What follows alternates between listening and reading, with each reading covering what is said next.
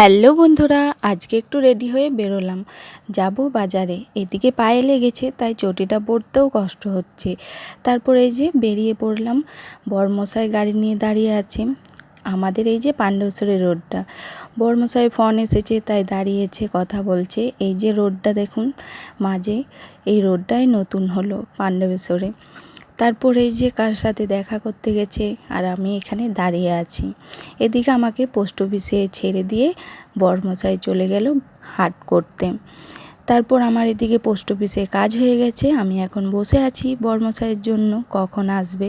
এদিকে হাট করে বাজার করে মুড়ি নিয়ে বাড়িতে এলাম। মাছ দেখছিলাম পেলাম না, তাই চিকেন নিয়ে এলাম। এদিকে কি সবজি নিয়ে এলাম দেখে নিন। আজকে দুপুরে আলু ছাড়াই রান্না করলাম।